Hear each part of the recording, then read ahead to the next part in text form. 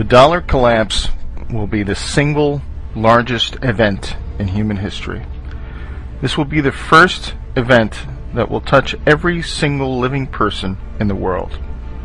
All human activity is controlled by money. Our wealth, our work, our food, our government, even our relationships are affected by money. No money in human history has had as much reach in both breadth and depth as the dollar. It is the de facto world currency. All other currency collapses will pale in comparison to this big one. All other currency crises have been regional, and there have always been other currencies for people to grasp onto. This collapse will be global, and it will bring down not only the dollar, but all other fiat currencies, as they are fundamentally no different. The collapse of currencies will lead to the collapse of all paper assets. The repercussions to this will have incredible results worldwide. The dollar is the world's reserve currency. It supports the global economy in setting foreign trade, most importantly the petrodollar trade. This fuels our corporate vampires that acquires and harvests the wealth of the world. The corporate powers suppress real assets like natural resources and labor to provide themselves massive profits. The fascist statists, collectivist model provides the money into the economy to fund an ever-increasing federal government. That government then grows larger and larger, enriching its minions with jobs to control their fellow citizens. Finally, to come full circle, the government then controls other nations through the military-industrial complex. This cycle will be cut when the mathematically and inevitable collapse of the dollar occurs. In order for our debt-based money to function, we must increase the debt every year in excess of the debt and interest accrued the year before, or we will enter a deflationary debt spiral. When debt is created, money is created. When the debt is paid off, money is destroyed. There is never enough to pay off the debt because there would be not $1 in existence. We are at a point where we either default on the debt, willingly or unwillingly, or create more money or debt to keep the cycle moving. The problem is, if you understand anything about compounding interest, we are reaching the hockey stick moment, where the more debt that is incurred, the less effective it is, and this leads us to hyperinflation.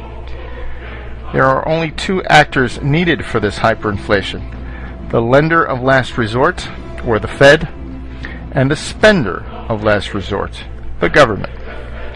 These two can and will blow up the system. I believe they will wait until the next crisis and the whiff of deflationary depression before they fire up the printing presses. That crisis is coming very soon, at the end of the summer or fall. The money and emergency measures are worn out. The fact that none of the underlying problems that caused the 2008 crisis have been resolved. The only thing that has happened is that instead of corporate problems, we now have national problems. In this movie, Greece will play a role of Lehman Brothers, and the United States will play the role of AIG. The problem is there is nowhere to kick the can down the road, and there is no world government to absorb the debt yet. So this leads me to the top 5 places not to be when the dollar collapses. Number 1, Israel. This Anglo-American beachhead into the Middle East was first conceived by the most powerful family in the world, the Rothschilds, in 1917. The Balfour Declaration said that there will be a Zionist Israel years before World War II, and the eventual establishment of Israel. Israel has not been a very good neighbor to its Muslim nations, and has always had the two biggest bullies on the block at its back. When the dollar collapses, the United States will have much too much on its plate, both domestically and internationally, to worry about such a non-strategic piece of land. This will leave Israel very weak at a time when tensions will be high. This very thin strip of desert land will not be able to withstand the economic reality of importing its food and fuel, or the political reality of being surrounded by Muslims. Number 2. Southern California. The land of fruits and nuts turns into battlefield Los Angeles. 20 million people packed into an area that has no water, and thus food, is not good, to say the least. Throw on top of the huge wealth disparities and the proximity to a narco state, and this does not bode well. We have seen riots from Rodney King. What will happen when the dollar is destroyed and food and fuel stop coming into this area? People will get desperate and do crazy things, especially when a huge proportion of its citizens are on antidepressants. If food and fuel cannot get in, what about Prozac? At a time when people's worlds are falling apart, they lack the ability to deal with this new paradigm. If people come off these drugs too fast, they will suffer psychotic breaks, and you will have thousands of shootings or suicides. Number 3. England. The land of the Big Brother and former empire of the worldwide slave and drug trade will suffer heavily. The stiff upper lip that the British elite ingrained into the sheeple will not work anymore as the British population explodes. The human character will sacrifice and unite for a foreign enemy, but not if the enemy has always been the elite. The Anglo-American Empire may pull off another false flag to distract its population, but I feel this collapse will happen before they pull it off. This will make all eyes point at the British elite as solely responsible for this catastrophe. We have seen massive riots for soccer matches with hooligans.